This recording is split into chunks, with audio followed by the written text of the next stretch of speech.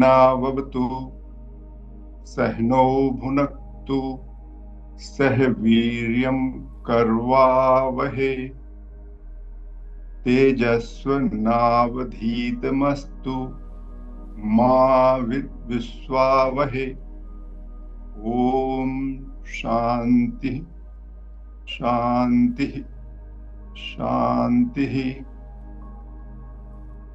ओम नमो भगवते वैवस्वताय मृत्यवे ब्रह्म विद्याचार्याय नचिकेतस। ओम ब्रह्म विद्या के आचार्य सूर्यपुत्र भगवान यम और नचिकेता को नमस्कार है। हम यमराज और नचिकेता के प्रति अपनी कृतज्ञता ज्ञापित करते हैं, उनके समक्ष नतमस्तक होते हैं कि उनके कारण हमें यह अद्भुत ज्ञान जानने मिल रहा है। आप सबको, जितने हमारे साथी हमारे साथ जुड़े हुए हैं, उन सबको प्रणाम नमस्कार। ये चित्र हमने पिछली बार भी आपसे कहा था, लेकिन इस बार हम केवल एक चित्र की बात कर रहे हैं। ये जो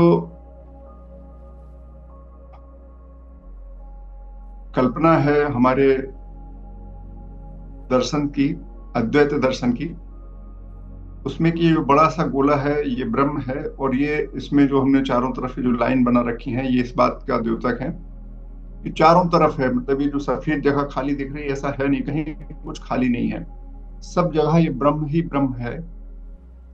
उसी के अंदर ये जगत है और उसी के अंदर जीव है। और ये जो लाइनें दिख रही हैं, ये काल्पनिक है, ये लाइन है नहीं। ये जो लाइन बन रही है, ये लाइन बनना ही समस्या है। वास्तव में सब कुछ ब्रह्म ही है। इस तरह की कल्पना, सब कुछ ब्रह्म है, ब्रह्म में ही जगत है, जगत में ही जीव है, या ब्रह्म में ही जगत और जीव है। ये इस तरीके की कल्पना है। सब और चारों ओर ठसाठस ब्रह्म है, वो चारों ओर व्याप्त है, अंदर और बाहर सब जगह, कहीं बीच में खाली जगह है नहीं। और ये उसी के विभिन्न प्रेजेंटेशन है जो हम लोग देखते हैं मनुष्य के रूप में, प्रकृति के रूप में। ये इस तरीके की हमारे दर्शन की धारणा है। हमने प्रथम वल्ली को पढ़ा, और प्रथम वल्ली में हमने देखा कि किस तरीके से वाजस्रवस एक यज्ञ कर रहे थे, विश्वजीत यज्ञ, और उस यज्ञ करते समय जो समस्या हुई, किस तरीके से पूरी चर्चा हुई, हम लोग ने सुन लिया था। और किस परिस्थिति में नचिकेता यमराज के पास गए, फिर उन्होंने यमराज ने उनको 3 वरदान दिए। पहला वरदान, उन्होंने पिता का सुख मांगा, पितृ परितोष मांगा, उस पर हम बात कर चुके थे। दूसरा वरदान, उन्होंने जगत कल्याण के लिए स्वर्ग का मार्ग चाहा, जिसको बाद में जो उन्होंने जो विधि बताई, उसका नाम उन्होंने त्रिनाचिकेत अग्नि कर दिया। नाचिकेत के नाम से ही उस अग्नि को प्रसिद्ध करने की उन्होंने वरदान दिया। तो ये जो तीसरा वर मांगा, उसमें ये बात कही गई कि त्रिनाचिकेत अग्नि को क्या है, उनको समझाया गया कि कौन सी ईंटें लगेंगी, कितनी ईंटें लगेंगी, कितनी लकड़ियां लगेंगी, उनकी क्या संख्या होगी, कैसे अग्नि का आवाहन करेंगे। और इसको एक विधिवत तरीके से जानकर जो व्यक्ति 3 बार में त्रिनाचिकेत अग्नि यज्ञ करता है, इस विधि को अपनाता है, तो वह जीते ही स्वर्ग में पहुंच जाता है, और जीते ही जीते वह मुक्त हो जाता है। और इसी संदर्भ में एक और मंत्र में उन्होंने 3 त्रिक और 3 कर्म, त्रिविध संबंध और त्रिविध कर्म बताए उन्होंने। तो जो त्रिक हैं, 4 प्रकार के त्रिक, 5 प्रकार के त्रिक, अलग अलग किस्म के जो व्याख्याकार हैं हमारे सामने प्रस्तुत करते हैं। तो जिस व्यक्ति का माता पिता और आचार्य से अच्छा संबंध है, जिस व्यक्ति के जीवन में माता और पिता और आचार्य की सकारात्मक भूमिका है, वह व्यक्ति, मतलब आपको माता पिता और आचार्य से अच्छे संबंध बनाकर रखना है। जो व्यक्ति वेद, स्मृति और सदपुरुषों के व्यवहार का बहुत अच्छे तरीके से अध्ययन करता है, समझता है उसको, उनका अपने जीवन में पालन करता है, उनका अनुसरण करता है। जो व्यक्ति प्रत्यक्ष और अनुमान, जो सही प्रत्यक्ष देख पाता है, जो सही तरीके से अवेयर है, जिसके पास अवेयरनेस है, जो जिसकी इंद्रियां ठीक ढंग से काम कर रही हैं, जो ठीक ढंग से अनुमान लगा सकता है, जो ठीक तरीके से शास्त्रों को पढ़ सकता है, जो स्थूल सूक्ष्म और कारण शरीर को ठीक तरीके से समझता है, जो ओम को समझता है, आ मतलब आकार, अकार मतलब उत्पत्ति को समझता है, वो मतलब विष्णु, विष्णु मतलब जो जगत के संचालन को समझता है, कैसे जगत चल रहा है, और माँ कैसे उसका अंत होता है, जन्म मृत्यु और उसकी स्थिति, इन तीनों चीजों को समझता है। ये जो पांचों चीजों को जो समझता है वह व्यक्ति, और जो तीन कर्म करता है, यज्ञ, तप और दान, तप को अध्ययन भी बोलते हैं, स्वाध्याय, स्वावलोकन, ये बात है। तो यज्ञ, तप और दान करता है अपने जीवन में, विभिन्न प्रकार के जो यज्ञ बताए हैं जीवन में, पंचबली यज्ञ वगैरह वगैरह सब ठीक से करता है, तो ऐसा व्यक्ति अपने जीवन काल में ही सुख प्राप्त करता है और स्वर्ग सुख भोगता है। ये हमने पढ़ा था। फिर इसमें ये जो 20 और 29 नंबर के मंत्र हैं, 20वें नंबर में और 29वें नंबर पर, इन मंत्रों को हम थोड़ा आगे पढ़ेंगे दोबारा। हम यहाँ पे केवल दिखाने के लिए बोल रहे हैं कि 20वें मंत्र में और 29वें मंत्र में तीसरे वरदान को नचिकेता किस तरीके से मांगता है, उनका विवरण है। और ये बीच में जब 20वें मंत्र में नचिकेता तीसरा वरदान मांगता है, तो यमराज जो है उसको बहुत तरह तरीके से डराते हैं, प्रलोभन देते हैं, मंत्र क्रमांक 21 से लेके 28 तक प्रलोभन देते रहते हैं, समझाते रहते हैं कि नहीं, इसको बदले में तुम कुछ और मांग लो। 1 से लेके 26 तक उसको प्रलोभन दे देते हैं, वो मानता नहीं है। वो 27वें मंत्र में नचिकेता कहता है, भाई न वित्तेन तर्पण्यो मनुष्यो लप्स्या महे वित्त मद्राक्ष चेत्वा जीवस्यामो यावदि शिष्यासि त्वं वरुस्ते मे वरण्य स एव। वो कहते हैं कि ये जो मनुष्य है उसको धन से तृप्त नहीं किया जा सकता है, धन से तृप्त नहीं किया जा सकता है मनुष्य को, और इसलिए मैंने जो वर मांगा है उसी पर आप बात करिए, मुझे वही बताइए। मनुष्य को धन से तृप्त नहीं किया जा सकता, और अब हम आपसे मिल चुके हैं, मतलब यमराज से मिल गए हैं, तो मिलने के बाद हमको धन मिल ही जाएगा। जो व्यक्ति यमराज के पास पहुंच गया है उसको धन तो मिल ही जाएगा, इतने बड़े व्यक्ति से मुलाकात हो गई है, उससे संपर्क हो गया है, धन तो मुझे मिल ही जाएगा। तो इसलिए मुझे और कुछ मांगना नहीं है, मेरे लिए और कुछ मांगने लायक नहीं, मैंने तो जो योग्य वर था वही मांगा है आपको, उसको आप मुझे प्रदान कीजिए, ये वो कहते हैं। और इसके बाद फिर आगे का काम चालू होता है, और ये हमने दूसरी वल्ली पढ़ी थी, और ये बहुत ही इंपॉर्टेंट वल्ली है, ये बहुत ही इंपॉर्टेंट मंत्र है। और इस मंत्र में जब हम बात करते हैं तो इसको हम दोबारा इसलिए रिपीट कर रहे हैं कि बहुत ही महत्वपूर्ण मंत्र है ये, और ये जीवन किस तरीके से जीना चाहिए और जीवन में किस तरीके की स्थिति होती है उसको हमारे सामने प्रस्तुत करते हैं यमराज जी। अन्य श्रेयो अन्य दुतेव प्रियः ते उभे नानार्थे पुरुषं स्नीतः तयो श्रेय अर्दादानस्य साधु भवति हीयते अर्थाद्य प्रेयो व्रणीते। उनका कहना था कि मनुष्य के जीवन में श्रेय और प्रेय दो प्रकार के एक दूसरे से विपरीत विकल्प और संभावनाएं उत्पन्न होती है हर मौके पर। जब भी वो उसके सामने निर्णय लेने का अवसर आता है तो उसके समक्ष दो विकल्प उत्पन्न होते हैं, एक विकल्प श्रेय की ओर ले जाता है, दूसरा विकल्प प्रेय की ओर ले जाता है। और जो व्यक्ति श्रेय का चयन करता है उसका कल्याण होता है, वो साधु बन जाता है। साधु मतलब कल्याण, उसका कल्याण होता है। और जो प्रेय का चयन करता है वह जीवन के लक्ष्य से दूर हो जाता है। हीयते अर्थाद्य, हीयते मतलब कम हो जाता है, वो अपने जीवन के अर्थाद्य का मतलब होता है जीवन का जो लक्ष्य है उससे वह दूर हो जाता है, जो प्रेय को का चयन करता है। और जो श्रेय का चयन करता है वो साधु हो जाता है। तो श्रेय और प्रेय क्या है, ये दो बड़ी चीजें हैं। और इसमें उन्होंने आगे फिर कहा श्रेयश्च प्रेयश्च मनुष्य में तो संपरित विविनक्ति धीरः श्रेयो हि धीरो अभिप्रेयसो व्रणीते प्रेयो मंदो योग क्षेमाद व्रणीते। श्रेय और प्रेय मनुष्य के पास आते हैं। जो धीर बुद्धि व्यक्ति होता है, जो बुद्धिमान व्यक्ति होता है, जो विवेकशील व्यक्ति होता है, उस परिस्थिति को का परीक्षण करता है, उसको परखता है, दोनों को जैसे नीर क्षीर विवेक से उन दोनों को अलग अलग कर लेता है।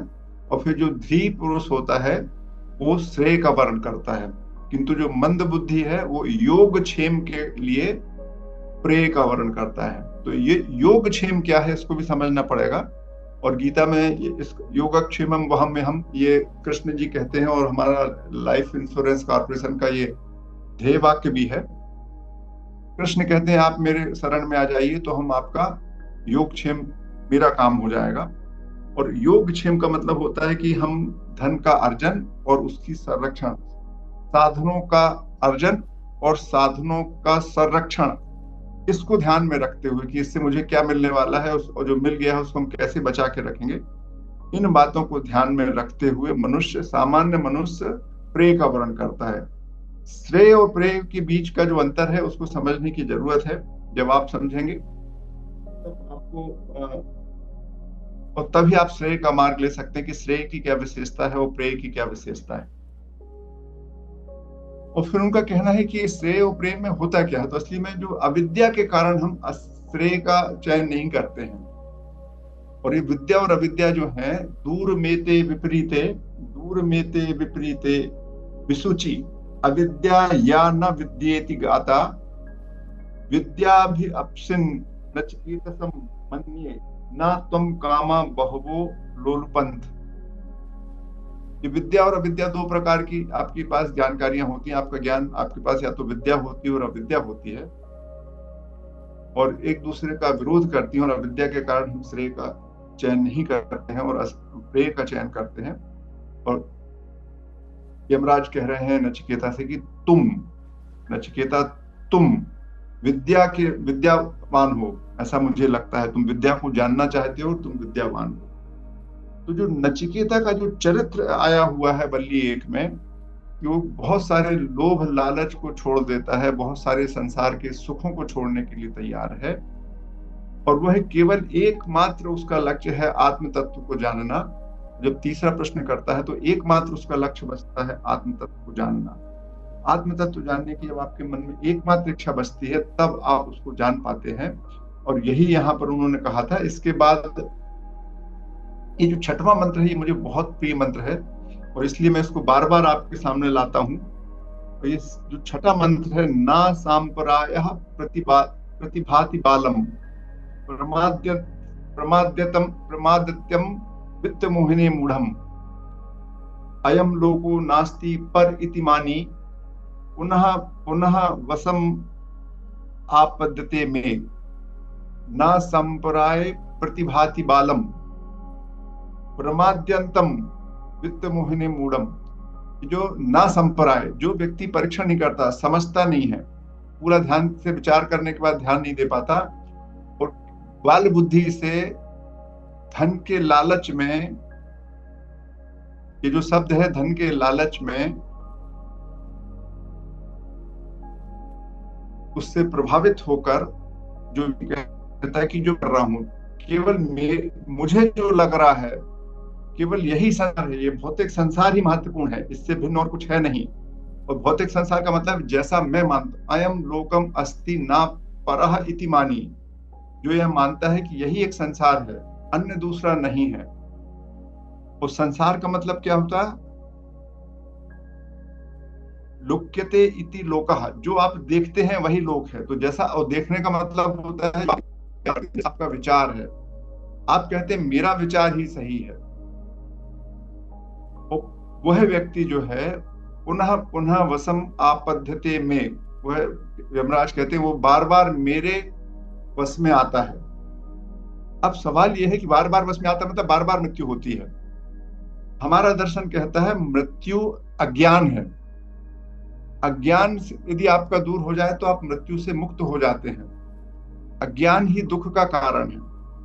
तो अज्ञान से ही दुख होता है, अज्ञान से ही मृत्यु होती है। यदि आप अज्ञान दूर हो जाए तो आपको मृत्यु का भय खत्म हो जाएगा, दुख खत्म हो जाएगा। जब तक अज्ञान है, अज्ञान क्या है कि मेरा ही विचार है, मैं ही जो कह रहा हूं बस वही सही है, वो दूसरों के विचारों को सुनने तैयार नहीं है, वो ये मानने को तैयार नहीं है कि इस भौतिक जगत से अलग कुछ और भी हो सकता है, जो मैं समझ रहा हूँ उससे अलग कुछ और चीज हो सकती है। वास्तव में भौतिक जगत के बदले में मेरी जो सोच है उससे भिन्न और कोई सोच हो सकती है, ऐसा नहीं मानता व्यक्ति। जब वो आप ऐसा मानने लगते हैं, जैसे कि पूरा यदि हम धर्म के स्तर पे देखें तो क्रिश्चियनिटी कहती है कि हमारा धर्म सबसे श्रेष्ठ है, इस्लाम कहता है हमारा धर्म सर्वश्रेष्ठ है, लेकिन ये जो सनातन धर्म है वो कहता नहीं। धर्म में बहुत सारी चीजें, अनेक मार्ग हो सकते हैं, अनेक दृष्टिकोण हो सकते हैं। ये जो है, जब आपके मन में अनेक दृष्टिकोणों को स्वीकार करने की क्षमता आती है, तब जब आप सच को देख सकते हैं, तब आप मृत्यु से मुक्त हो जाते हैं। ये इस तरीके का बड़ा शानदार मंत्र है और जीवन में बहुत ही व्यवहारिक मंत्र है। और जब हम स्वावलोकन करते हैं तो हमको समझ में आता है कि बहुत सारे लोगों के जो विचार हैं वो हमारे विचार से भिन्न है, लेकिन उसके विचार और ये हमारे विचार हैं। उसने जैसा देखा, जिस एंगल से देखा, जिस तरीके से देखा, जिस स्थान पर देखा, उसके हिसाब से उसका विचार बना। जैसा हमने देखा वो हमारे हिसाब का विचार बना। और दोनों जो विचार हैं वो हैं दोनों, उनमें क्या सच है क्या गलत है इसको देखना अलग किस्म की एक तरीका है। और अभी हम आपको ये 3 मंत्र यहाँ फिर से दिखा रहे हैं जो हमने पहले पढ़ा था। 120 पहली पहली वल्ली का 20वां मंत्र, जहां पर यमराज से नाचिकेता पहली बार वर मांगता है, येयम प्रेते विचिकित्सा मनुष्य अस्तित्व नायम स्थिति चेके एतत् विद्या मनुशिष्टत्वायाहम वर्णामेश वराणामेश वरः तृतीयः वराणाम एस वरः तृतीया। ये जो मनुष्य की मृत्यु के बाद उसके अस्तित्व के बारे में जो संशय है कि कोई कहता है वह नहीं रहता और कोई कहता है वह रहता है, उसे आपसे शिक्षा लेकर मैं जान सकूं मेरे वरों में से यह मेरा तीसरा वर है। फिर उसके बाद बहुत सारी, जैसा हमने आपसे बोला कि 20वें मंत्र से लेके 26वें मंत्र तक और 27वें 28वें मंत्र में बहुत सारी बातें यमराज कहते हैं और उसको तथ्य नहीं बताते हैं। तो नचिकेता वेचन हो जाता है। वो फिर कहता है, यस्मिन इदम विचिकित्सन्ति मृत्यो यत् सांपराय महिति ब्रूहि नस्तत् योऽयं वरो गूढ़ मनु प्रविष्टो नान्यम तस्मान् नचिकेता व्रणीते। हे मृत्यु के देव, जिस परलोकगत जीव के संबंध में लोग संशय करते हैं, विचिकित्सन्ति, वह है या नहीं, तथा उस महान परलोक के विषय में जो निश्चित विज्ञान है, मृत्यु के बाद क्या होता है, वह जो निश्चित विज्ञान है वह हमें बताइए, जिसके जानने का परिणाम श्रेष्ठ है। यह जो गहनता से भरा हुआ वर है, इससे भिन्न कोई वर नचिकेता नहीं मांगता। ये जो 29वां वर है, इसके संदर्भ में ये श्रुति अपने तरफ से बात कर रही है और फिर ये बात चलती है। और फिर उसके बाद जो अगला जो वल्ली आती है, जो वल्ली 2 है, जिसको हम अभी पढ़ रहे हैं, उसमें भी नचिकेता को बहुत सारी बातें उन्होंने बताई, कैसे जीवन होना चाहिए, क्या श्रेय है, क्या निश्रेय है, क्या प्रेय है, वगैरह वगैरह। और श्रेय को करने से क्या होता है और प्रेय को करने से क्या होता है और श्रेय प्रेय क्या है, ये सब यमराज बताते रहते हैं। ये बताते रहते हैं। तो उसमें 14वें मंत्र तक आते आते नचिकेता फिर से बोलते हैं, अन्यत्र धर्माद अन्यत्र अधर्मात् अन्यत्र स्मात् कृता अकृतात् अन्यत्र भूताच्च भवाच्च यत् तत् पश्यसि तद्वद। कहते हैं, जिसे आप धर्म और अधर्म से परे मानते हैं, जो कृत और अकृत के ऊपर है, जो कार्य और कारण प्रपंच से भिन्न है, जो भूत और भविष्य से भी परे है, उसे मुझे बताइए आप। कि बाकी की जो बहुत सारी बातें कर रहे हैं इसको छोड़ दीजिए, ऐसा नाचिकेता कहता है। और ये प्रश्न है असली में जिस पर पूरा का पूरा कठोपनिषद की हम बातें कर रही हूँ। ये तीन मंत्रों में नाचिकेता ने आत्मा के संदर्भ में प्रश्न किया है। और ये जो वल्ली 2 का 14वां जो मंत्र है वो बहुत स्पष्ट करता है कि जो धर्म अधर्म से परे है। जैसे उदाहरण के लिए जो हम कहते हैं कि किसी झूठ बोलना धर्म है, लेकिन यदि आप किसी निरीह प्राणी के प्राण बचाने के लिए, निर्दोष व्यक्ति के प्राण बचाने के लिए झूठ बोल देते हैं तो वह भी धर्म है। तो धर्म अधर्म की बात जो सामान्यता है आपकी कि सच बोलना धर्म है और झूठ बोलना अधर्म है, इससे परे है वास्तविकता। भीष्म पितामह ने वचन निभाने का धर्म पालन किया। उन्होंने वचन दिया था अपने पिता को कि मैं शादी नहीं करूंगा और पूरा जिंदगी सिंहासन के प्रति वफादार रहूंगा। इस वचन से बद्ध होकर उन्होंने द्रौपदी चीरहरण के समय अपना वचन नहीं तोड़ा और वह उनसे अधर्म हुआ और जिसके कारण पूरा का पूरा महाभारत हुआ। तो जो धर्म अधर्म से भिन्न या परे, कृत और अकृत, कार्य कारण से परे, जब हम बहुत सी चीज लॉजिकली देखना शुरू करते हैं उससे बात समझ में नहीं आती, उससे भी अलग है। क्योंकि जिंदगी की जो घटनाएं होती हैं, जो मनुष्य का जीवन है, वह कार्य कारण से नहीं चलता, लॉजिक से नहीं चलता है। बहुत सारी चीजें हो जाती हैं, जो हो जाती है उनको समझना है कि ऐसा क्यों हुआ। ये बात करके वो पूछ रहा है इसको समझाइए क्या है। और इसके संदर्भ में जब ये प्रश्न थे तो इसी संदर्भ में यमराज कहते हैं 12वें मंत्र में, इसी तम दुर्दशम गूढ़ मनु प्रविष्टम गुहाहितम गौरेष्टम पुराणम अध्यात्म योगाधिगमेन देवम मत्वा धीरो हर्ष शोको जहाति। ये बार बार आता है, सभी उपनिषदों में इसी तरीके से बात बोलते हैं कि अध्यात्म योग मतलब जब आप मन और शरीर का अवलोकन करते हैं, जब आप अंतर और बाहर का अवलोकन करते हैं। अध्यात्म का मतलब होता है आप अपना संपूर्ण अस्तित्व का जब अध्ययन करते हैं, जब आप अपने संपूर्ण अस्तित्व को जान जाते हैं,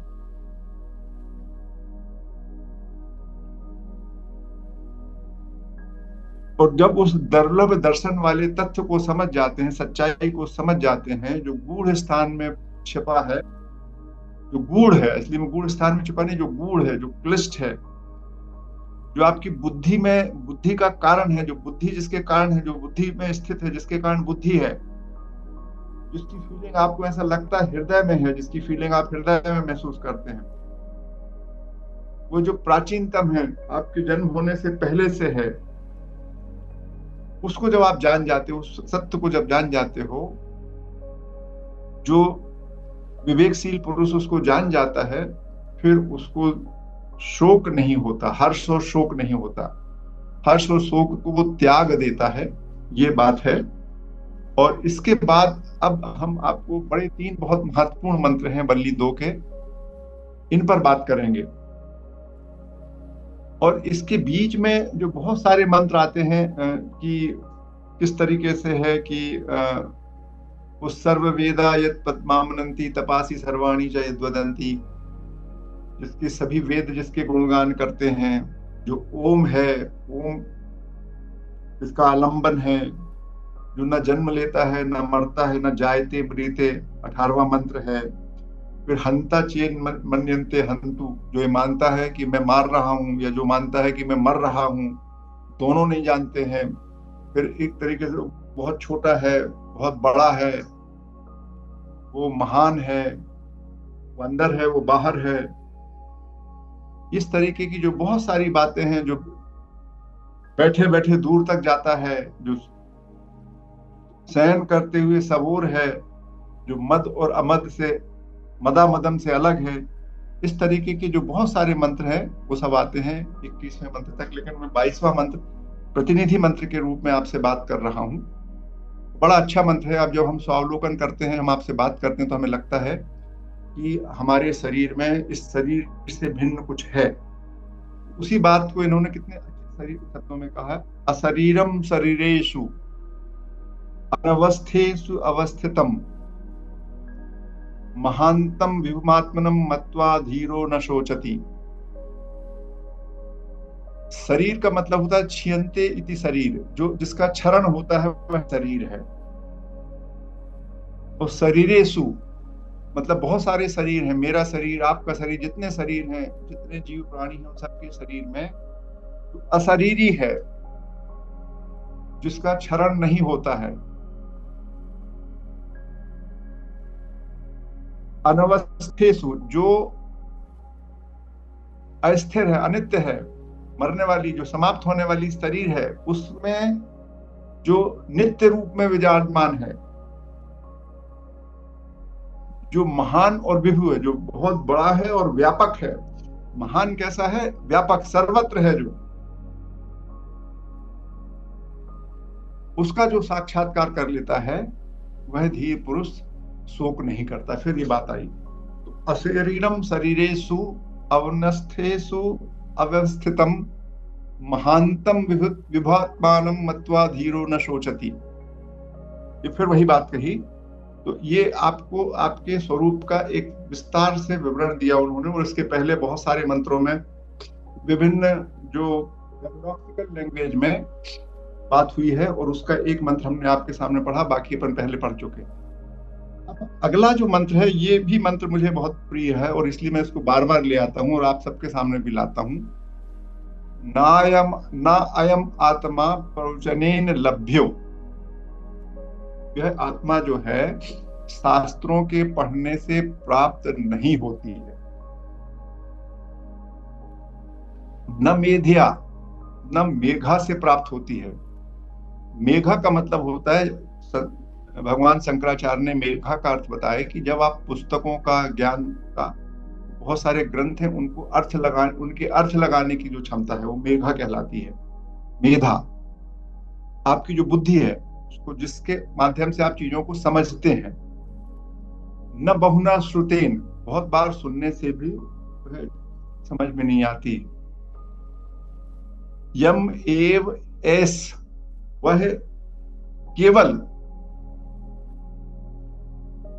उसी को प्राप्त होती है जिसका वह जो उसे प्राप्त करना चाहता है। मतलब जब आप अपने आप से अपने आप को प्राप्त करने के लिए एकमात्र आपका लक्ष्य हो कि मैं स्वयं को जानना चाहता हूं, जब आप उस विषय पर बात कर रहे हो, जब आप इस स्वयं को जानने की कोशिश कर रहे हो, तो आपके मन में ये नहीं होना चाहिए कि इसको जान लूंगा तो क्या मिलेगा मुझे।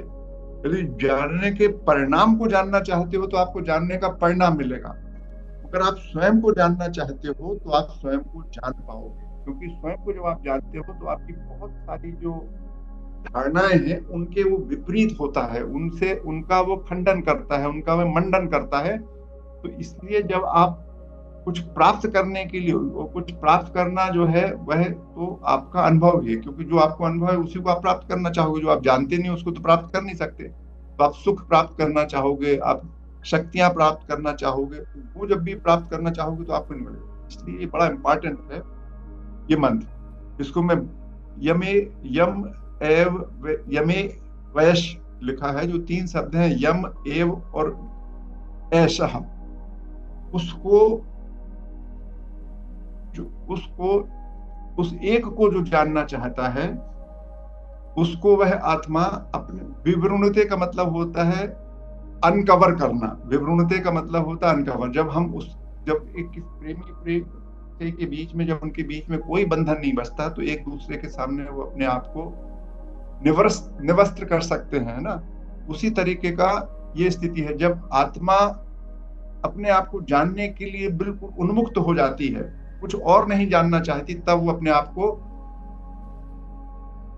रिवील कर देती है, अपने आप को बिल्कुल सभी प्रकार के पर्दों से अलग करके आपके सामने उपस्थित हो जाती है। ये उनका कहना है।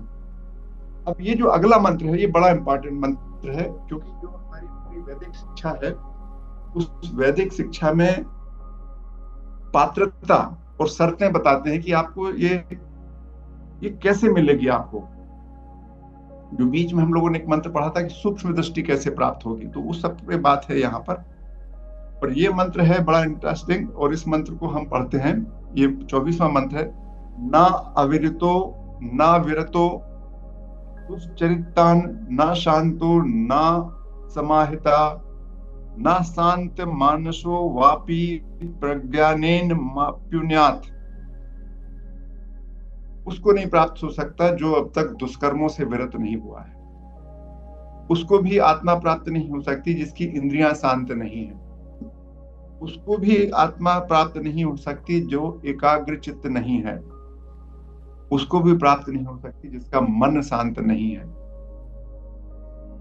तो ये जो अगली अगली स्लाइड में हमने लिखा हुआ है, वो षठ संपत्ति के ये जो 6 हिस्से होते हैं उसमें से 4 यहां पर आए।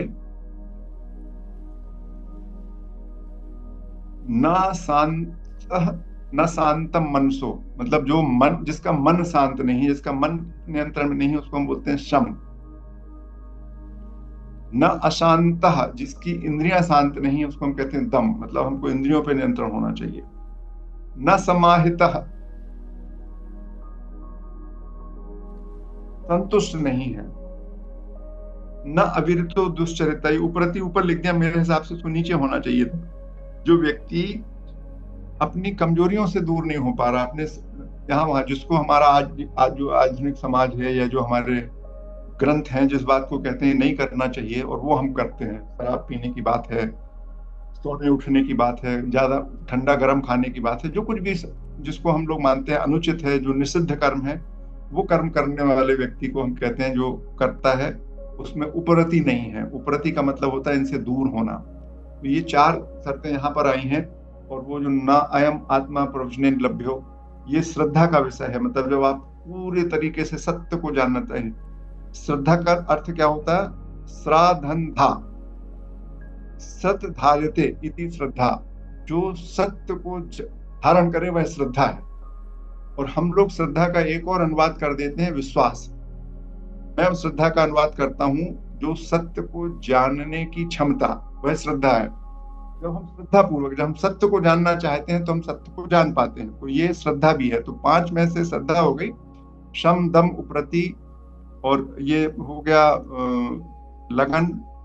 और एक और आता है उसमें षठ संपत्ति में 2 चीजें और आती हैं, प्रयास और मुमुक्षा। तो मुमुक्षा भी इसी में पहले वाले मंत्र में, जब आप जानना चाहोगे तभी आप उसको जान पाओगे। तो ये 60 संपत्ति यहाँ तरीके की आती है ये। और यहाँ पर चूंकि अलग अलग उपनिषदों में दी गई है और सारे उपनिषदों से पढ़ के 60 संपत्ति निकाली गई है, तो ये उसका स्रोत है। ये कहाँ से 60 संपत्ति निकाली गई, तो ये इस मंत्र में इसका स्रोत है। अब हम वल्ली 3 पर आते हैं, और ये वल्ली 3 भी हम बहुत तेजी से पढ़ेंगे। ऋतम पिबंतो सुकृतस्य लोके गुहा प्रविष्टो परमे परार्थे छाया तपो ब्रह्मविदो वदंती पंचाग्नो ये च नचिकेता। ये जो बात है, 2 प्रकार के लोग जो हैं संसार में, चाहे वो अद्वैतिन हो, चाहे वो वैदांतिक हो, चाहे वो कर्मकांडी हो, दोनों ये मानते हैं कि हमारे शरीर में 2 तत्व हैं, एक परमात्मा है और एक हमारा अहंकार है, ईगो। और इसी को हम लोगों ने जब पढ़ा था, मैं कई बार बात करता हूँ स्वावलोकन में भी, और जब हमने किया था, तो एक मैं है जो मेरा परिचय है, और एक मैं वह है जो मेरा शुद्ध परम चैतन्य स्वरूप है, शुद्ध बुद्ध स्वरूप है, वो है, 2 है। तो ये 2 हैं और इसको सब मानते हो। ये दोनों एक दूसरे से विपरीत हैं, जैसे छाया और घाम, छाया और प्रकाश के हिसाब से बिल्कुल अलग अलग हैं। ये हमारा ये पहला मंत्र है। और फिर इसके बाद ये जो तृतीय वल्ली है, रथ रूपक के रूप में है। और इसमें हम बोलते हैं कि जो हमारी इंद्रियां हैं, जो हमारा शरीर है वो रथ है, और उसमें जो बुद्धि है वो सारथी है, उसमें जो मन है वो लगाम है, जो हमारी इंद्रियां घोड़ों के समान हैं। और जो आत्मा और इंद्रिय, आत्म इंद्रिय का जो है, इंद्रिय और आत्मा का जो समूह है, PMI बॉडी माइंड इंटेलिजेंस, ये जो है ये हमारा ये भोक्ता है, इसी को हम वो दूसरा मैं कहते हैं, वह है। इस तरीके की परिभाषा देने के बाद फिर मंत्र 5 में क्या कहते हैं? मंत्र 5 में कहते हैं, यस्तु अवज्ञानवान भवति अयुक्तेन मनसा सदा तस्येन्द्रियान् तस्य इंद्रियाण्य वश्यानि तुष्टास्वः इव सारथे। किंतु जो बुद्धि रूप सारथी सर्वथा हमेशा अविवेकी है, मतलब जो व्यक्ति विवेकशील नहीं है, अयुक्तेन मनसा, जिसका मन असंयत है, जिसकी इंद्रियां उसके अधीन नहीं है, उसी तरीके होता है जिसके घोड़े, वो सारथी जिसके अनट्रेन्ड घोड़ों को लेकर चल पड़ा हो, तो वो कभी भी अपने गंतव्य को नहीं पहुंच सकता। इसी तरीके से फिर उन्होंने बोला, इससे बिल्कुल विपरीत बोला, यस्तु विज्ञानवान भवति युक्तेन मनसा सदा तस्येन्द्रियाणि वश्यानि सदस्रवः इव सारथे। परंतु जो बुद्धि रूप सारथी कुशल और सर्वदा समाहित है, माइंडफुल है, जो जिसका चित्त हमेशा स्थिर रहता है, एकाग्र हो रहता है, लगन से काम करता है, जिसकी इंद्रियां उसके नियंत्रण में रहती हैं, वो उसी तरह अपने गंतव्य पर पहुंच जाता है, वह रथ जिसमें प्रशिक्षित घोड़े लगे रहते हैं। इस तरीके की बात है। तो उन्होंने बोला कि यदि आपका मन नियंत्रण में है, आप बुद्धिमान है, आप में विवेक है, नित्य अनित्य का विवेक है, आपकी इंद्रियां आपके वश में है, आपके चके ठीक हैं, तो आप निश्चित तौर पर अपने लक्ष्य को। इसी मंत्र को उन्होंने आगे फिर से बोला था, इसको भी हम लोगों ने पढ़ा था,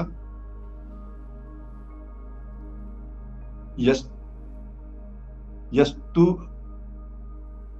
ये हमारी बात हो चुकी है, हम इसको पढ़ लिए, ये रिपीट हो रहा है यहाँ पे, इसको हम छोड़ देते हैं। अब इसके बाद ये जो अगला मंत्र है 10वां, ये लय प्रक्रिया है, और इसमें हम इसको मंत्र को नहीं पढ़ रहे, धीरे धीरे बोल रहे हैं कि इंद्रियों की अपेक्षा उनके विषय श्रेष्ठ हैं, विषयों से मन श्रेष्ठ है, मन से बुद्धि श्रेष्ठ है, बुद्धि से महान आत्मा जिसको महत कहते हैं वह श्रेष्ठ है। अगले श्लोक में उन्होंने बोला कि महत से अव्यक्त श्रेष्ठ है, अव्यक्त से पुरुष श्रेष्ठ है, और पुरुष से कुछ श्रेष्ठ नहीं है। ये एक क्रम बताया, जिसको हमने एक चित्र बनाकर भी बात की थी अपने उसमें। और अव्यक्त की मीनिंग भी यहाँ लिखी हुई है कि जो अब तक जाना नहीं गया है, वह है या नहीं है, या और जो जाना ही नहीं जा सकता वह है या नहीं है। ऐसी जो चीज है उसको हम अव्यक्त कहते हैं। अव्यक्त है जिसको हम जान चुके हैं कि यह है या नहीं है, जो हम जिसके बारे में हम कह सकते हैं यह है या ये नहीं है, तो हम व्यक्त बोलते हैं। जिसके बारे में नहीं कह सकते कि ये है या नहीं है, या नहीं हो सकता है, उसको हम अव्यक्त कहते हैं। फिर ये मंत्र था, एस सर्वेषु भूतेषु गूढ़ात्मा न प्रकाश्यते दृश्यते त्रवग्रया बुद्धिया सूक्ष्म दर्श भी। ये जो आत्मा है सब जगह होती है, लेकिन दिखती कब है? सूक्ष्म बुद्धि से। ये सूक्ष्म बुद्धि कैसे होती है, इसके संदर्भ में हम लोग आगे पढ़ेंगे अगले अध्याय में। फिर ये बड़ा इंटरेस्टिंग मंत्र था, इसलिए इसको हम अभी थोड़ा सा ध्यान से पढ़ेंगे। ये मंत्र इंपॉर्टेंट है। यच्छेत वांग मानसी प्राज्ञः, यच्छेत वांग मनसी प्राज्ञः तदच्छेत जज्ञान आत्मनि ज्ञान आत्मनि महिते निच्छेत तद्यच्छांत आत्मनि। धीर पुरुष जो हैं वो अपनी वाणी को, अपनी इंद्रियों को मन में समाहित कर लेते हैं, मन को बुद्धि में समाहित कर लेते हैं, बुद्धि को ब्रह्मा या महत में समाहित कर देते हैं, और इस महत को शांत स्वरूप आत्मा में समाहित कर लेते हैं। तो जब समाहित कर लेते हैं, डुबो लेते हैं, इसका क्या अर्थ है? हमने पिछली बार जब इसको पढ़ रहे थे तो वास्तव में एक ज्ञान है, कर्म नहीं है, ज्ञान है। ज्ञान क्या है कि हमारी जो इंद्रियां हैं, इंद्रियां स्वयं कुछ नहीं करती, बिना मन के सहारे इंद्रियां कुछ नहीं कर सकती। इंद्रियों का अस्तित्व मन के कारण है। यदि हमारा मन खत्म हो जाए, मन अलग हो जाए, तो ये इंद्रियां कुछ नहीं कर सकती। आप देखते हैं कई बार आपकी आंखों के सामने चीज पड़ी रहती है, लेकिन आपका ध्यान कहीं और रहता है, तब वो वस्तु आपको दिखती नहीं है। कोई आवाज लगा रहता है और आप किसी दूसरी चीज में तल्लीन रहते हैं, तो वो आपको आवाज सुनाई नहीं देती। आप चलते रहते हैं, आपके पैर में कुछ सोचते हुए निकल रहे हैं, पैर में कांटा लग जाता है, आपको पता नहीं चलता। ये जो स्थिति है, जब तक मन और इंद्रियों का संपर्क नहीं होता, जब तक मन इंद्रियों को पीछे से सपोर्ट नहीं करता, तब तक इंद्रियां काम नहीं कर सकती। इसका मतलब है कि इंद्रियों का स्वरूप मन पर डिपेंडेंट है। फिर इस तरीके से मन में क्या हो रहा है, जब तक बुद्धि नहीं देख पाती उसको, तब तक मन की भी कोई वैल्यू नहीं है। और ये जो बुद्धि है कहाँ से आती है? जब तक आपको बहुत सारा सांसारिक ज्ञान ना हो तो बुद्धि नहीं उत्पन्न हो सकती। और ये बुद्धि और सबका कारण है आपकी चैतन्यता, चेतना। तो वो जब तक नहीं होगी तब नहीं होता। तो इस धीरे धीरे धीरे इस तथ्य को आप जब समझ जाते हैं, ये प्रक्रिया है समझने की, एक एक चीज को समझने की। धीरे धीरे जब आप स्वावलोकन करते हैं, जब आप स्वाध्याय करते हैं, जब आप ग्रंथों को पढ़ते हैं, तब आपको धीरे धीरे जब इस स्वरूप समझ में आता है, और इस स्वरूप को जब आप पूरी तरीके से समझ जाते हैं, तब आप जागृत हो जाते हैं। और ये बड़ा इंपॉर्टेंट मंत्र है इस वल्ली का। उत्थिष्ठित जागृत प्राप्य वरान निबोधिता, क्षुरस्य धारा निशिता दुरत्या दुर्गम पथस्थ कवियो वदंती। उठो, जागो, श्रेष्ठ पुरुषों के पास जाकर उनसे बोध प्राप्त करो। ऋषिगण कहते हैं, जिस प्रकार तलवार की तीक्ष्ण धार पर चलकर उसे पार करना दुर्गम कार्य है, उसी प्रकार यह ज्ञान पथ है। स्वयं को जानने का जो प्रयास है वो अत्यंत दुरूह और दुर्गम है, कठिन है। जब आप स्वयं को जानने की कोशिश करते हो तो कई बार आप आहत हो जाते हो। आपको लगता है, जब जब आप स्वावलोकन करते हो, आपको लगता है कि मैंने तो गलती की। आप जब आपको अपनी गलती महसूस होती तो आप घबरा जाते हो, आप बेचैन होने लगते हो। तो कई बार वो आपको ही परेशान करता है, आपका स्वावलोकन।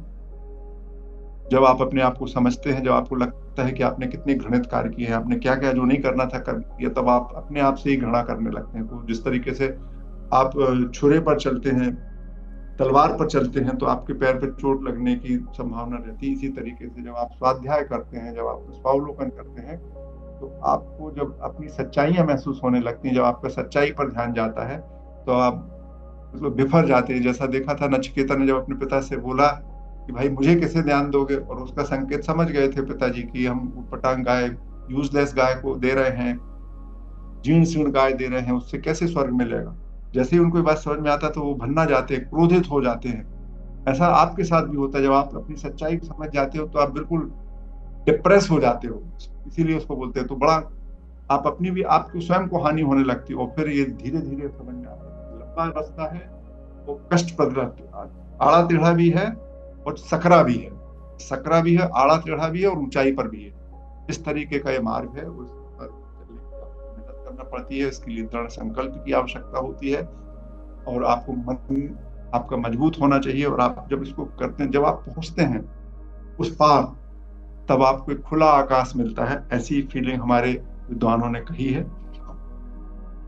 और अब इसमें उन्होंने फिर से ये बार बार, हर जितने भी हमारे उपनिषद हैं, वो जो मूल तत्व है, जो हमारा मूल स्वरूप है, उसको बड़े सुंदर शब्दों में उसको व्यक्त करते हैं। और यहाँ पर जो हमारी 5 ज्ञान इंद्रियां हैं, उन 5ओं से वह ग्राह्य नहीं है। अशब्दम मतलब हम कान से नहीं सुन सकते उसको। अस्पर्शम त्वचा से हम उसको नहीं छू सकते। अरूपम आंखों से नहीं देख सकते। अव्ययम, अव्ययम जो है अलग शब्द हो गया, पर अलग से बात करेंगे। अरसम जिसको हम जिह्वा से नहीं देख सकते। तो अशब्दम, अस्पर्शम, अरूपम, अरसम और अगंधवत, अगंधवत जिसकी कोई गंध नहीं है, ये 5 ज्ञान इंद्रियों से बाहर है वो। इसको क्या लिखा हुआ मंत्र क्या है? अशब्दम, अस्पर्शम, अरूपम, अव्ययम तथा अरसम, तथा रसम नित्यम अगंधवत। जो अशब्दम है, जो स्पर्श है, जो अरूप है जिसमें कोई रूप नहीं है, जिसका व्यय नहीं होता है, जिसमें कोई स्वाद नहीं है, जो नित्य है, जो गंध रहित है, वह क्या है? अनाद्यंतम जिसका कोई आदि अंत नहीं है। महतः जो बहुत बड़ा, परम ध्रुवम जो परम सत्य है। निचाच्य तन मृत्यु मुखात प्रमुच्यते। इस तत्व को जान जाता है, इस मूल तत्व को जान जाता है, मतलब जो ज्ञानवान हो जाता है, जिसको विद्या मिल जाती है, वह मृत्यु से मुक्त हो जाता है। ये हमारा आज का पूरी बात हमने आपसे कह दी, जो कहना था। हम शांति मंत्र पढ़ेंगे और उसके बाद फिर आज की आगे की चर्चा बढ़ेंगे। ओम पूर्णमदः पूर्णमिदं पूर्णात् पूर्णमुदच्यते पूर्णस्य पूर्णमादाय पूर्णमेवावशिष्यते। ओम शांति शांति शांति। ओम वह पूर्ण है, यह पूर्ण है। पूर्णता से पूर्णता उत्पन्न होती है। जब पूर्णता में से पूर्णता निकाल दी जाती है तब भी पूर्णता ही शेष रह जाती है। ओम शांति शांति शांति। आप सबको बहुत बहुत धन्यवाद, आपने बड़े ध्यान से हमें सुना है और अब हम आपसे चर्चा करने के लिए तैयार हैं। आज के इस पूरे डिस्कशन पर हम आपके विचार सुनना चाहते हैं। जब आप हमें अपनी बात कहेंगे, जब हम एक दूसरे से विचारों का आदान प्रदान करेंगे, तो जो हमारे देखने का जो दृष्टिकोण है वो बृहत होगा और हम एक दूसरे को समझ पाएंगे, कई चीजें समझेंगे। जो मैं नहीं समझता वो आप समझा सकते हैं, जो आप नहीं समझ, जो मुझे समझ में आया वो मैंने आपको बता ही दिया है। तो आपके विचार आमंत्रित हैं। धन्यवाद। हाँ, आवाज आ रही है?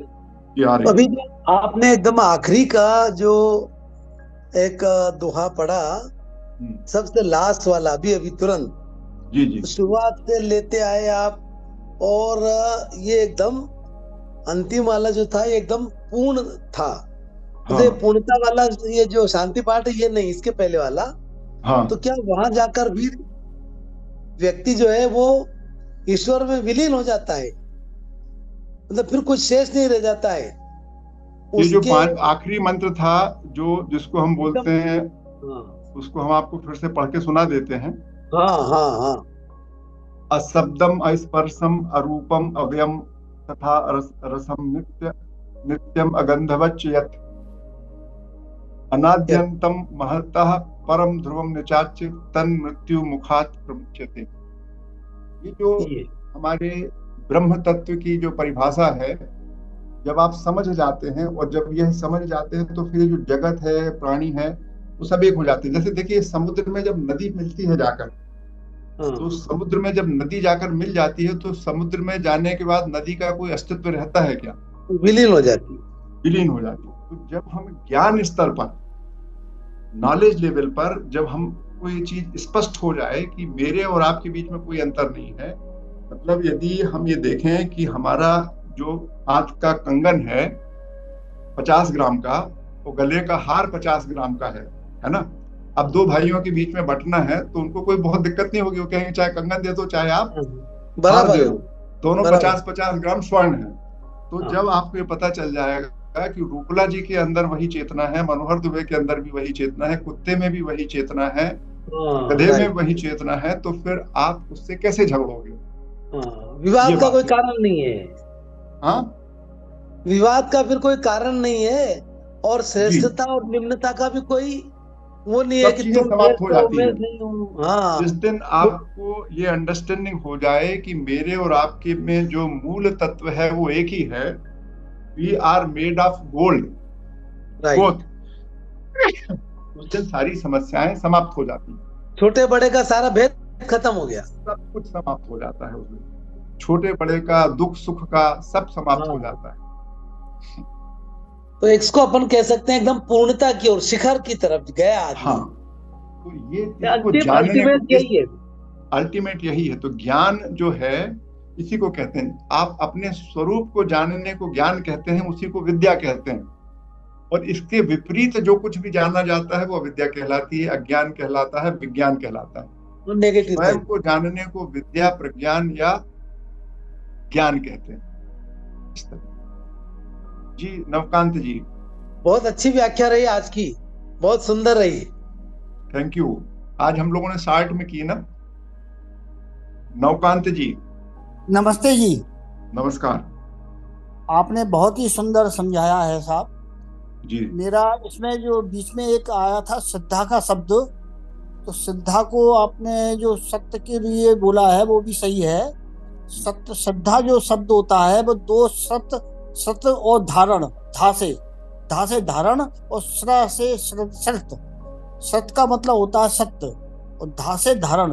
पहले हमको ये सब मालूम करना पड़ेगा कि सत्य क्या चीज है, असत्य और सत्य में से हमको उसको स्पष्ट करना पड़ेगा सत्य को, फिर उस सत्य बात को धारण करना पड़ेगा, तब वो श्रद्धा हमारे लिए महत्वपूर्ण हो जाती है।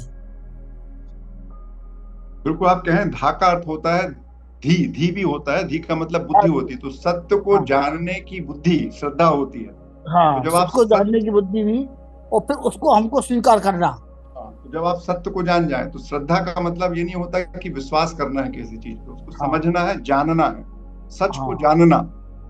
ये हाँ, वेदांत की सबसे बड़ी विशेषता है। वो आपसे कहता है सत्य को जानो, कुछ भी विश्वास मत करो, जानो। जानो, पहले पहले सत्य को जानो, जानो, मैं वही जानो, कहना और चाह रहा जब हूँ, जान पहले सत्य जाओगे को तो फिर जानो। विश्वास न करने का सवाल ही नहीं उठता। हाँ सर, सत्य को जब आप उसको बिल्कुल उद्धृत कर लोगे, तो फिर वो अपन को स्पष्ट मालूम पड़ जाएगा कि हाँ वो क्या जी है, धारण जी जी धारण जी करने के। जी। ये जो ठीक है सर। इस हम जब ग्रंथ को पढ़ रहे थे तो जो वेदांत की एक 4-5 किस्म के हैं, और हैं, जैसे हाँ, एक कहलाता है साधन चतुष्टय, सारा और एक अधिकार चतुष्टय है ना। साधन चतुष्टय में होता है विवेक, वैराग्य, सठ, संपत्ति और मुमुक्षत्व। तो यहाँ हाँ, पर ये जो कहाँ से ये आपके हमारी धारणा आई साधन चतुष्टय की, उसके बहुत सारे जो पार्ट हैं वो इस उपनिषद से हमारे समक्ष आते हैं, ये मैं बताना चाह रहा था। बिल्कुल सही बात। जी जी, सीता चतुर्वेदी जी, जी सर, नमस्ते। नमस्ते। सर, बहुत अच्छे से आपने विश्लेषण किया और बड़ा अच्छे से समझाया है। और सर, हमें ऐसा लगता है कि हमारी जो गीता, भगवत गीता है, और हम्म जो रामचरितमानस है सर, तो इन हम्म तीनों में काफी कुछ मेल है। जैसे जी, भगवत गीता में कहते हैं ना, सर्वभूत हिते रतः, यानी हम्म सभी प्राणियों को एक जैसा समझे, हम्म है ना सर। आप भी लास्ट में आके वहीं पे रुके।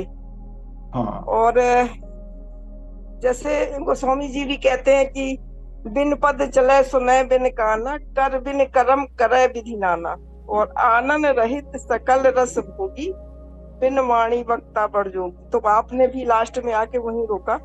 तो मुझे ऐसा लगता है सर कि ये सब चीजें आपस में, इनको ग्रंथ हमारे जुड़े हैं और सार उनका सबका एक ही जैसा निकलता है। ये जो हमारे उपनिषद सबसे पुराने ग्रंथ हैं, ये जितने जी विचार, चाहे वो कबीर जी ने बोले हों, चाहे गुरु नानक जी ने बोले हों, चाहे वो रामायण में हो, चाहे रामचरितमानस में हो या गीता में हो, ये सारे के जी सारे विचारों का उत्पन्न होने का जो केंद्र है वो वेद, वेद यानी वेद है, जी और जो उपनिषद है वो वेद का ही हिस्सा है। तो जब जी वो उसी बिल्कुल। को अलग अलग अलग समय में धीरे धीरे धीरे लोगों ने अलग अलग ढंग से समझाया है, और वो मूल हाँ रूप हाँ से लगभग वहीं से सब चीजें शुरू होती हैं। तो ये पूरी की पूरी जो भारत की चेतना है वो वेदमयी है। जी वेद से ही ये पूरी चेतना हम सबके बीच में है, भारत में रहने वालों की। सारे विचार, सारी धारणा, जो हम कहते हैं भगवान जाने, जगत माया है, ये सारे शब्द जो है जी। सबके सब वेदों से ही हमारे बीच में प्रचलित है। बस तो मूल सर ग्रंथ है वो है हमारे। क्या, और ये आपने बहुत अच्छे तरीके से विश्लेषण करके समझाया, तो सर बहुत अच्छे से आ गया समझ में। जी और धन्यवाद। बहुत अच्छा। लेकिन सीता जी, जैसे हम सोचते हैं बिन पग चले सुन बिन काना, कर विधि करे विधि नाना, ये आप पढ़ तो जी लेते हो, लेकिन फिर मंदिर जी में चले जाते हो एक नारियल लेके कि भगवान आप हमको परीक्षा में पास करा देना, हमारे बेटे को ये सब कर देना। वो सभी करता नहीं है भगवान। भगवान तो जो आपने कर्म किए हैं उसी का फल देता है आपको। और वो, यदि हम अपने कलेक्टर से विश्वास नहीं करते कि वो किसी का फेवर करे, तो हम भगवान से फेवर क्यों लेने जाते हैं, ये समझने की बात है। जब हम, सर, अभी ये भी। हम्म, तो इसलिए जो हमने पढ़ा है उसको जब हम एक्सेप्ट कर लें तब है कल्याण। और यदि हमने पढ़ लिया है कि रामायण में अच्छे सुंदर शब्दों में लिखा है, कबीरदास जी के शब्द उससे भी बेहतर हैं, गुरु नानक जी के शब्द उससे भी बेहतर हैं, ऐसा यदि हम सुनते सुनते बात करते हैं तो कोई अंतर नहीं पड़ता। एक्चुअल में क्या हम उसको जान के उस पर व्यवहार करते हैं, ये है इम्पोर्टेंट, है ना। हाँ जी सर, लेकिन तुदीयम वस्तु गोविंदम तुभ्यमेव समर्पणामि, ये भी तो होता है ना सर कि भगवान की दी हुई चीज भगवान को ही चढ़ा रहे हैं, प्रसन्न ऐसा करने के मानते हो लिए। कि आप जब पूजा करते हैं, हमारे 99% लोग सोचते हैं कि आज मैंने इतना अच्छा प्रसाद चढ़ाया, मैंने प्रसाद चढ़ाया, ये हम बोलते हैं। आज हमने 1.25 किलो लड्डू चढ़ाए, ये हम बोलते हैं। मैंने चढ़ाए बोलते हैं। जी आप जिस दिन सोच लेंगे कि ऐसा नहीं है, तब तो फिर क्या कहना फिर। और जब आप नहीं चढ़ाए लड्डू, तो लड्डू चढ़ाने की जरूरत भी क्या है। जब उसी का है उसी को देना, तो फिर आपकी क्या भूमिका है। सर। है ना? तेरा तुझको अर्पण करते समय मेरी क्या भूमिका है? उठा के चलिए। देना सब, बस उठा के देना। ये आपका शरीर भी उसी का दिया हुआ है, तो उठा के देना भी आपकी कहाँ भूमिका है? जो शरीर तो आप है नहीं ना। माध्यम बनेंगे ना सर, हम माध्यम बने। विचार करें। उठा के मतलब मैं आपको कुछ नहीं कह रहा हूँ, जो जो कर रहे हैं आप करते रहिए, लेकिन समझ जाए तो आपका बिल्कुल स्टाइल बदल जाएगी। चलिए। हाँ सर, वो इसलिए मेरा बस एक सवाल था कि जो रिलेशंस की आपने बात की थी स्टार्टिंग में, माता पिता और गुरु से, तो ये इसी इसी रिगार्डिंग थोड़ा सा मैं पूछ रहा था कि ये तो सब मतलब म्यूचुअली होता है, जो भी मतलब रिलेशन होते हैं, सब वन साइडेड तो कुछ होता नहीं है। तो ऐसा मतलब इसको मतलब वही है, मतलब म्यूचुअली होता है। अगर सामने वाला उस हिसाब से रिस्पॉन्ड नहीं कर रहा है, या वो उसे उस लेवल का रिलेशन मतलब बनाना नहीं चाह रहा, या कोऑपरेट नहीं कर रहा, तो इस सिचुएशन में क्या करना चाहिए सर? देखिए, ये एक तथ्य है, इस संसार में जिस व्यक्ति के अपने माँ बाप से संबंध अच्छे नहीं है, ऐसा व्यक्ति सामान्यतः सुखी नहीं रह सकता। क्योंकि आपका जो स्वरूप निर्धारण हो रहा है, जो आपका चरित्र बन रहा है, उसमें जो आदतें पड़ रही हैं, जो आपका विचार बन रहा है, वो माता पिता से बन रहा है। माता पिता ही आपके पहले विचार के बीज हैं, वो बीज डालते हैं आपको। यदि उस बीज से ही भिन्न हो गए आप, तब आपका माता पिता से रिलेशन बिगड़ेगा। और इसका मतलब ये है कि फिर आप किसी और से अच्छे संबंध बनाने की स्थिति में बचते नहीं। यदि आप अपने आप को ये कहते हैं कि माँ बाप मेरे से रिलेशन बिगाड़ रहे हैं, कि आप बिगाड़, संबंध तो जब दोनों हाथों से बनते हैं। माँ बाप यदि संबंध बिगाड़ रहे हो, आप अच्छा रखना चाहते हो, तो बिगड़ नहीं सकते। तो माँ बाप से जो व्यक्ति संबंध बनाकर नहीं रख सकता, वो व्यक्ति किसी भी दूसरे व्यक्ति से संबंध बना के रखना बहुत कठिन काम हो जाएगा उसके लिए। सामान्यता, ये 100% का रूल नहीं है, लेकिन जनरल रूल है ये। If you are not able to maintain a relationship with your mother and father, you cannot maintain relationship with anyone else. Yes sir, but आजकल इतना पेरेंट काउंसिल, आजकल सर इतनी पेरेंटल काउंसलिंग होती है, मतलब समझाते हैं पेरेंट्स को कि नहीं, बच्चों को भी आप लोग समझो। तो इसका मतलब यही हुआ कि पेरेंट्स कोऑपरेट नहीं कर रहे बच्चों को, बच्चे कोऑपरेट नहीं कर रहे पेरेंट्स को। आप समझ लीजिए, जो ऐसे ये जो सब कहा जा रहा है, चूंकि पेरेंट काउंसलिंग होनी चाहिए, बात सही है कि जो माँ है, तो जिस तरीके से उसकी शिक्षा दीक्षा हो रही है, जिस तरीके का पारिवारिक माहौल है, उसमें माँ बनने की उसके पास कोई प्रशिक्षण हो नहीं पाता, ये सत्य है। तो माँ का जो स्वभाव है, माँ की जो एक धारणा पुराने जमाने में बनी आ रही थी, वैसी नहीं। मुझे लगता है जैसे मेरी नानी थी, जो नानी हमेशा याद आती है, उनके सामने जब भी उनसे मिलने जाओ, तो कभी ये नहीं रहता था कि वो उनका कोई स्वार्थ हो उसमें। तो केवल उनका एक ही चीज होता था, मेरा नाती आया, इसको खुश होना चाहिए कैसे भी। वो कहे कि आग हाथ में रख लो, तो वो अपने हाथ में कहो गार उठा ले। इस तरीके के होते हैं माँ और पिता। तो वो एक अलग किस्म की बात है, उसमें बहुत सारे इशू हैं। लेकिन सामान्यतः जैसी वे माँ बाप हो, जैसा भी उन्होंने आपसे व्यवहार किया हो, उसको आगे कंटिन्यू करने की जवाबदारी बच्चों की हो। यदि वो नहीं कर पा रहे हैं, तो इसका मतलब है कि फिर कहीं ना कहीं दिक्कत जरूर है। जी, तो मुझे लगता है, पता नहीं आप संतुष्ट हुए कि नहीं हुए, लेकिन फैक्ट ये, इसको अनुभव किया है लोगों ने, वही मैं आपको बता रहा था। और ऐसा हमारे शास्त्र भी कहते हैं, और जो साइकियाट्रिस्ट हैं वो भी ये कह रहे हैं, सभी लोग ये कह रहे हैं कि माँ बाप से आपके रिलेशन आपके सामान्य लोगों से रिलेशन की पूर्व पीठिका है। जी, धन्यवाद। यानी कि पेरेंट्स की प्रायोरिटी को हमेशा पहले रखना चाहिए, भले चाहे अपन को कॉम्प्रोमाइज करना पड़े या झुकना पड़े। ये हमने कुछ नहीं बोला, ये तो सब आप अपने तरफ से अर्थ निकाल रहे हैं, ऐसा मैंने कुछ नहीं बोला।